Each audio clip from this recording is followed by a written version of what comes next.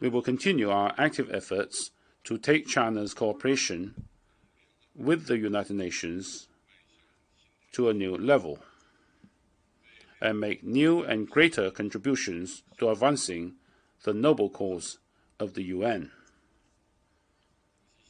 Mr. President, a year ago, global leaders attended the high-level meetings marking the 75th anniversary of the UN and issued a declaration pledging to fight COVID-19 in solidarity, tackle challenges together, uphold multilateralism, strengthen the role of the UN, and work for the common future of present and coming generations. 1 year on, our world is facing the combined impacts of changes unseen in a century and the COVID-19 pandemic. In all countries, people long for peace and development more than ever before. Their call for equity and justice is growing stronger, and they are more determined in pursuing win-win cooperation. Right now, COVID-19 is still raging in the world, and profound changes are taking place in human society. The world has entered a period of new turbulence and transformation. It falls on each and every responsible statesman to answer the questions of our times and make a historical choice with confidence, courage, and a sense of mission. First, we must beat COVID-19 and win this decisive fight crucial to the future of humanity. The history of world civilization is also one of fighting pandemics. Rising to challenges, humanity has always emerged in triumph and achieved greater development and advancement. The current pandemic may appear overwhelming, but we, humanity, will surely overcome it and prevail. We should always put people and their lives first and care about the life, value, and dignity of every individual.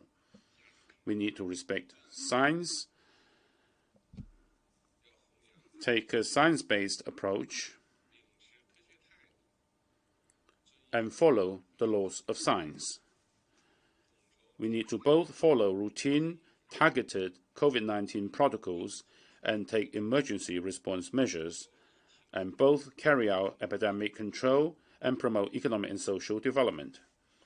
We need to enhance coordinated global COVID-19 response and minimize the risk of cross-border virus transmission.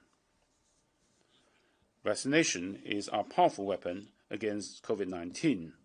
I have stressed on many occasions the need to make vaccine a global public good and ensure vaccine accessibility and affordability in developing countries.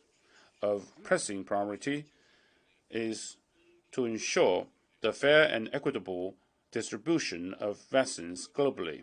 China will strive to provide a total of 2 billion doses of vaccines to the world by the end of this year.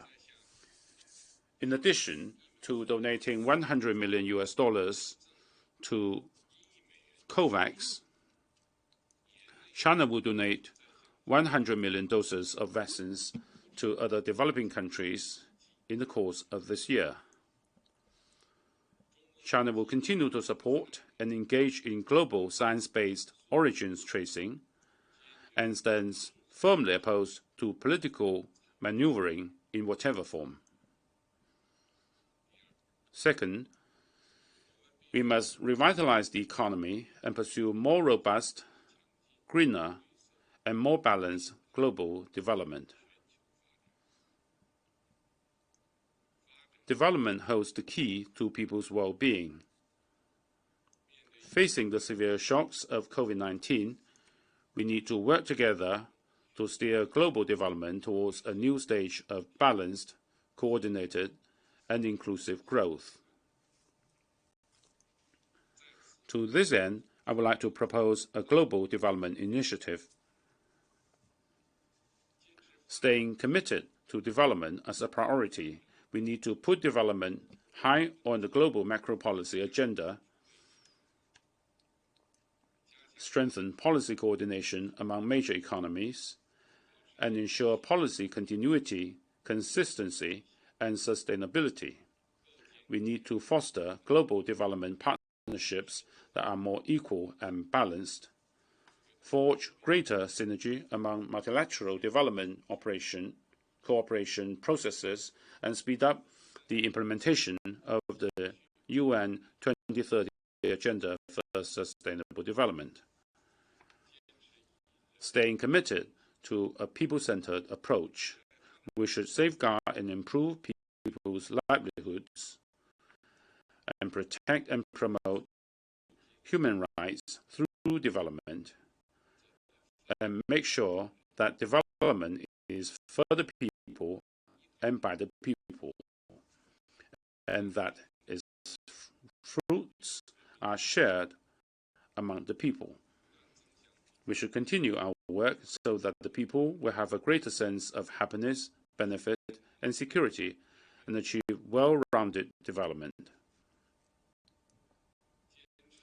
Staying committed to benefits for all, we should care about the special needs of developing countries. We may employ such means as debt suspension and development aid to help developing countries, particularly vulnerable ones facing exceptional difficulties, with the emphasis on addressing unbalanced and inadequate development among and within countries.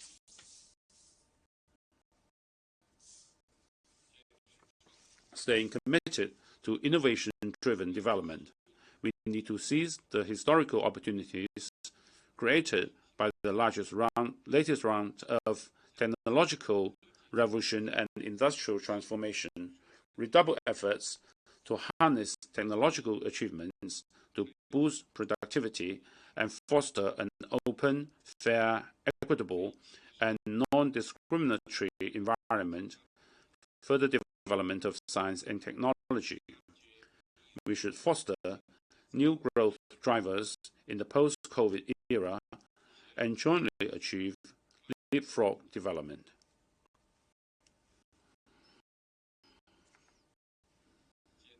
Staying committed to harmony between man and nature. We need to improve global environmental governance, actively respond to climate change, and create a community of life for man and nature. We need to accelerate transition to a green and low-carbon economy and achieve green recovery and development. China will strive to peak carbon dioxide emissions before 2030 and achieve carbon neutrality before 2060. This requires tremendous hard work, and we will make every effort to meet these goals. China will step up support for other developing countries in developing green and low-carbon energy, and will not build new coal-fired power projects abroad.